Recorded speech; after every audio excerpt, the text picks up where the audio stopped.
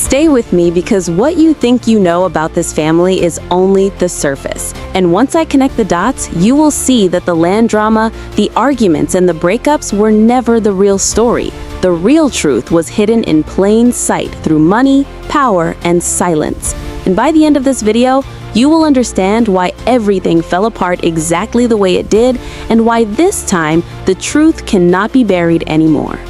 Hey friends, welcome back to the channel and stay with me through this entire story because what we are about to unpack goes far beyond what most people remember from the surface level drama. And the reason this matters is because everything that looked confusing, chaotic, or emotional on screen actually followed a very clear pattern behind the scenes. And once you recognize that pattern, the entire timeline suddenly makes sense. And that is why this conversation cannot be rushed, because the Coyote Pass situation was never the main problem. It was the distraction. It was the visible argument that kept attention away from the financial trail that was quietly forming long before land contracts were signed and long before Flagstaff even entered the picture. Because when you rewind the story far enough, you start to see that the real turning point was not a fight or a breakup, but a shift in how money was handled and who benefited from it. And that shift changed the balance of power inside the family in a way that never recovered. And the reason many viewers missed it is because the narrative was framed around emotions, loyalty, and spiritual principles, rather than numbers, ownership, and equity. But money tells the truth, even when people do not. And that truth shows that the move into the first Flagstaff house and then the decision to trade up into an even larger home was not a coincidence or good timing. It was made possible by resources that did not belong to one household alone. And once those resources were consolidated, everything else followed. Because with Janelle, there were documents that framed her contribution as voluntary, which legally closed the door on any future claims. And that distinction is important because it created a clear contrast with Mary, whose situation was fundamentally different. And that difference is the key to understanding why her reaction has always felt more intense, more unresolved, and more personal. Because her money did not come from a gift. It came from shared property, from a home she legally owned with Cody, and that house mattered. Because even though he had not lived there for years, his name remained on it. And when it sold, the proceeds were not just income, they were marital assets.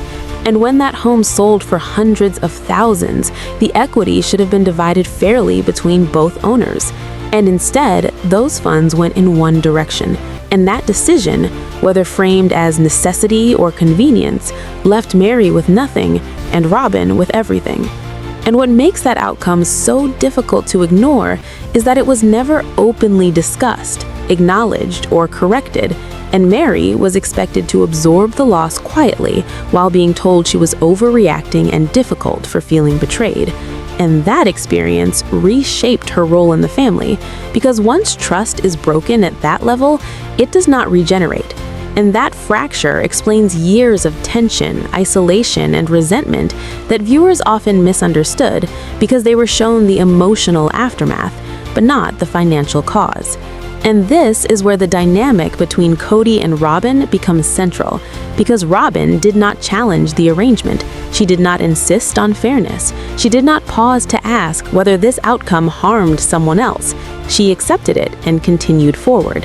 And that acceptance reinforced a partnership built on alignment rather than accountability. And when a relationship functions that way, decisions stop being questioned and consequences stop being considered. And that dynamic benefits the person in control while silencing those who are not. And that is why the idea of submission becomes complicated here, because submission can be framed as loyalty, but it can also function as endorsement. And when endorsement is given without reflection, harm can be normalized. And that is exactly what unfolded over time, because as resources consolidated and decisions centralized, other voices were pushed further to the margins, and Mary found herself increasingly isolated, blamed, and scapegoated for emotional reactions that were rooted in loss rather than malice. And for years, she carried the label of being the problem, while the deeper issue remained untouched. And that is why the appearance of Jen alongside Mary now feels so significant, because Jen represents an external witness, someone who saw the pattern, someone who was not financially dependent on the family structure, and someone who was willing to speak up when silence would have been easier. And that willingness made her a threat, because systems that rely on silence do not tolerate witnesses.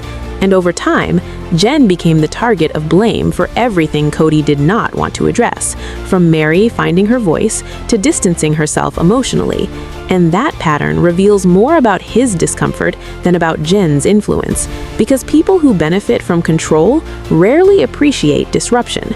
And now, with Mary sitting openly, ready to speak, the energy has shifted, because she is no longer trying to preserve harmony or protect a system that failed her. She is simply telling her story, and that story reframes years of footage that viewers thought they understood. And once that reframing begins, it becomes impossible to go back to the original narrative, because the pieces finally connect, and the emotions finally make sense. And the tension that once felt irrational now reads as inevitable. And this is why this moment matters, because it is not about revisiting old wounds. It is about understanding why they never healed in the first place, and why accountability delayed for too long only deepens the damage. And as this conversation continues, the implications will only grow, because once financial truth is exposed, emotional truth is never far behind. As the story continues to unfold, what becomes impossible to ignore is that the emotional chaos viewers witnessed over the years did not appear out of nowhere. It was the result of long-standing structural issues that were never addressed and instead were allowed to fester beneath the surface while the family presented unity for the cameras. And this is where the discussion shifts from individual conflict to systemic imbalance. Because when one person holds decision-making power over finances, housing, emotional access, and validation, the rest of the family is left negotiating for stability rather than partnership. And that imbalance shaped every interaction moving forward. Because once money and authority concentrated in one household, the other relationships slowly weakened, not through one explosive moment, but through thousands of small choices that communicated whose needs mattered most and whose were negotiable. And this is why the tension around fairness resurfaces again and again, because fairness was never clearly defined or enforced, and when that happens, resentment becomes inevitable. And yet, instead of addressing the root cause, the family narrative focused on emotional reactions, framing them as personality flaws rather than responses to marginalization.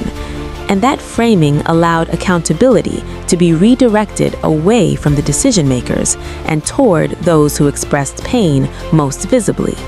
And over time, that distortion hardened into identity, where Mary was labeled difficult, Christine was labeled dramatic, and Janelle was labeled easygoing, when in reality, each was responding differently to the same unequal system. And that system rewarded compliance over honesty, silence over confrontation, and loyalty over equity. And as long as those values remained intact, the structure stayed in place, even as relationships deteriorated. And this is why Cody's continued defense of polygamy feels disconnected from the lived reality presented on screen, because ideology cannot override outcomes.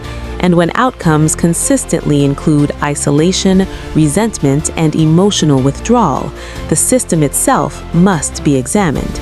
And that examination becomes unavoidable when someone like David enters the conversation and challenges the premise from the outside, because his perspective highlights the contrast between partnership built on mutual respect and structures built on hierarchy. And that contrast unsettles Cody because it exposes the gap between belief and behavior. And rather than engaging with that gap, he deflects by reframing criticism as misunderstanding, which only reinforces the perception that accountability remains out of reach. And this is compounded by the way separation has been handled, because even after relationships ended, the language of ownership and entitlement lingered, suggesting that emotional release was not fully granted. And that mindset is significant because it reveals how deeply control was embedded in the family dynamic and how difficult it is to relinquish authority once it has been normalized. And viewers sense this tension because it shows up in dismissive comments, in shifting narratives, and in the refusal to acknowledge harm directly. And as more adult children share their experiences, the discomfort grows because their voices complicate the story further by introducing perspectives that were not filtered through marital loyalty or theological justification. And those perspectives matter because they reveal how the system impacted those with the least power and the greatest vulnerability. And while it is important to approach these stories with care and responsibility, it is equally important not to dismiss them because they challenge the image that was carefully maintained for years. And this is where viewers begin asking broader questions about oversight, responsibility, and protection. Because when families live publicly and profit from that exposure, there is an expectation of care that goes beyond the minimum. And when that care appears inconsistent, concern is a natural response. And those concerns are amplified by patterns of relocation and avoidance that coincide with periods of scrutiny. And while no single move proves intent, the cumulative pattern invites examination.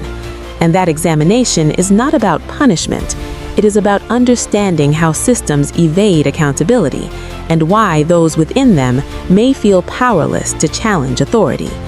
And this is why the conversation around Mary's past experiences, including the catfishing incident, has shifted. Because when viewed in isolation, it was framed as betrayal. But when viewed in context, it reflects vulnerability, loneliness, and emotional neglect. And that reframing does not excuse behavior, but it does demand empathy and fairness. And it exposes the double standards that governed accountability within the family, where one person's actions were scrutinized relentlessly while others were minimized or justified.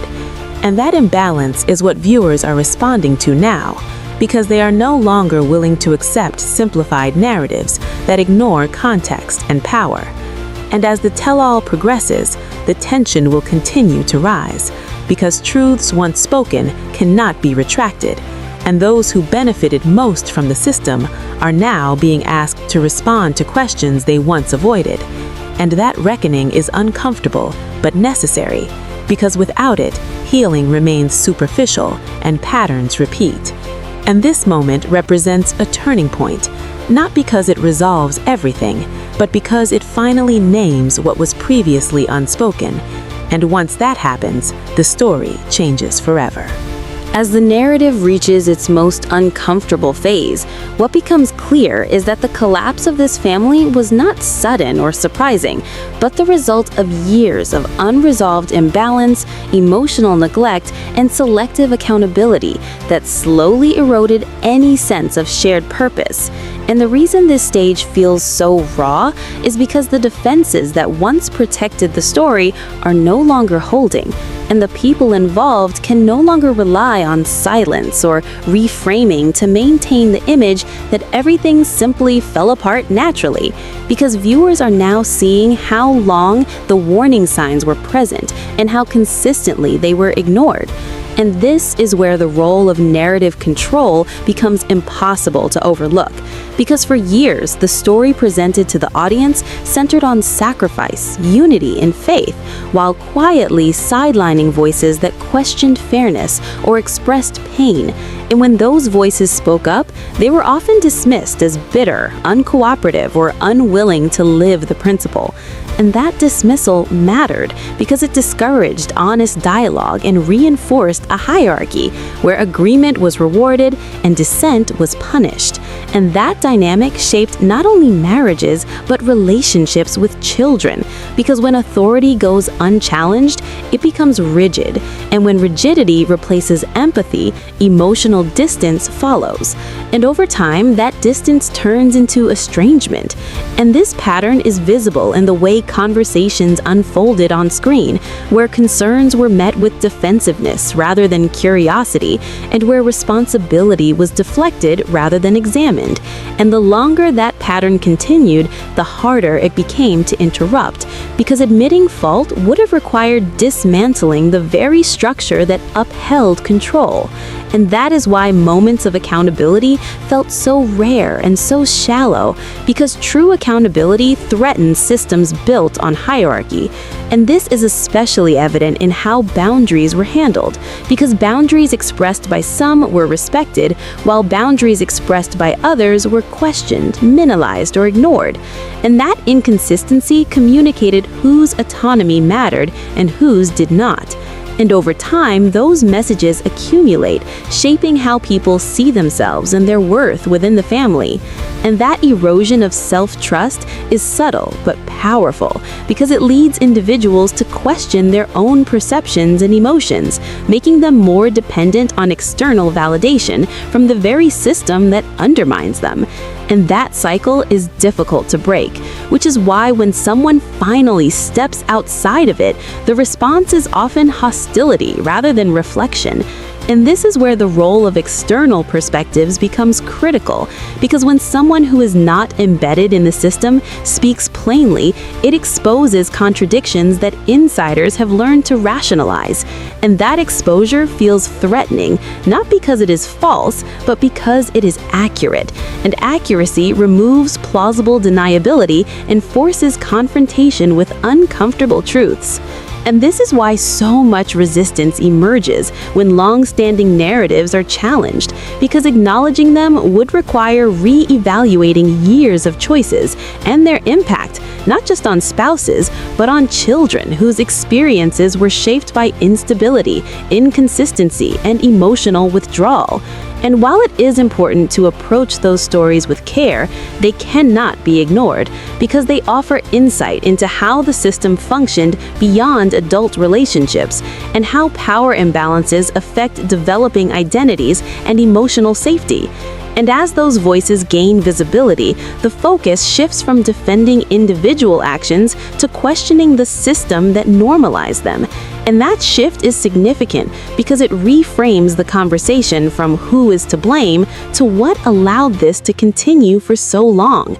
And that question does not have a simple answer, but it demands honesty, because systems persist. What we are watching now is not drama, it is a reckoning, because once the silence breaks, the truth has nowhere left to hide, and no matter how long accountability is delayed, it eventually arrives. And this story is proof that systems built on imbalance always collapse under their own weight.